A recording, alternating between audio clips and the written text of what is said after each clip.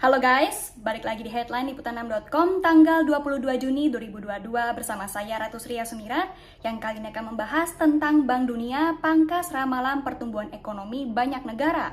Antisipasi Indonesia? Berikut penjelasannya.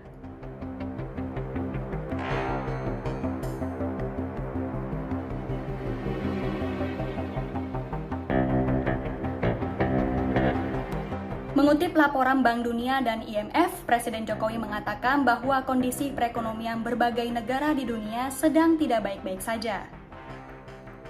Beberapa pihak terus mengatakan bahwa ancaman resesi mulai mengintai pertumbuhan ekonomi sejumlah negara di dunia. Banyak faktor yang mempengaruhi, mulai dari dampak perang Rusia-Ukraina, melonjaknya inflasi global hingga kenaikan suku bunga The Fed. Bahkan Bank Dunia dalam laporan terbarunya pada Juni 2022 memangkas perkiraan pertumbuhan ekonomi global dan memperingatkan banyak negara jika ekonominya akan terkoreksi.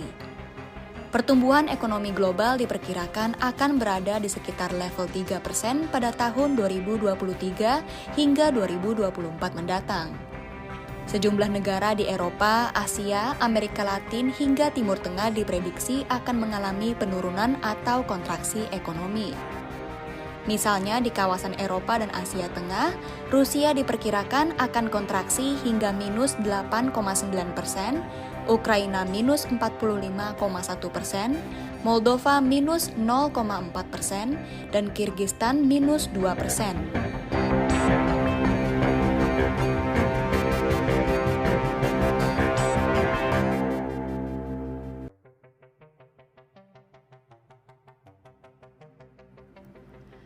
Secara luas, ekonomi di kawasan Eropa Timur diperkirakan akan melihat kontraksi sebesar minus 30,6% tahun 2022 ini. Namun, laporan Global Economic Prospects Bank Dunia per Juni 2022 mencatat prediksi yang cukup baik untuk pertumbuhan ekonomi Indonesia, yaitu sebesar 5,1%, lebih tinggi dibandingkan 3,7% tahun lalu. Pemulihan ekonomi Indonesia pada tahun ini didukung harga ekspor komoditas yang lebih tinggi dan konsumsi domestik. Menteri Keuangan Sri Mulyani Indrawati pun optimis bahwa tahun depan pemulihan ekonomi akan terus berjalan. Meski begitu, Deputi Gubernur Senior Bank Indonesia Destri Damayanti mencatat, setidaknya ada 3 tantangan besar yang berpotensi menghambat pertumbuhan ekonomi Indonesia di tahun 2022. Pertama, normalisasi kebijakan moneter oleh negara maju.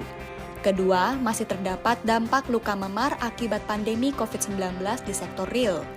Dan ketiga, berlanjutnya ketegangan politik antara Rusia dan Ukraina. Di sisi lain, kelompok pengusaha menilai sektor perdagangan Indonesia relatif masih aman dari bayang-bayang ramalan Bank Dunia soal pelemahan pertumbuhan ekonomi global. Hal ini dengan syarat Bank Indonesia masih tetap setia menahan suku bunga acuan di level 3,50% sehingga rate kredit untuk modal kerja masih belum naik. Wakil Ketua Umum Kadin Indonesia Bidang Perdagangan Beni Sutrisno menilai, aktivitas ekspor-impor di pasar domestik sejauh ini relatif masih aman dari gejolak ekonomi di tingkat global. Situasi kondusif ini masih bisa ditahan selama Bank Indonesia tidak buru-buru menaikkan BI 7-day reverse repo rate. Pasalnya, pemerintah dalam waktu dekat bakal menaikkan tarif listrik. Di sisi lain, harga minyak mentah dunia juga masih bergejolak akibat perang Rusia versus Ukraina.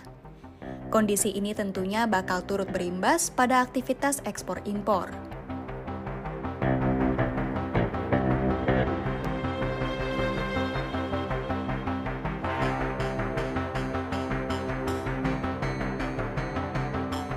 Sekian headline liputan6.com hari ini. Saya Ratu Sria Sumirat pamit undur diri.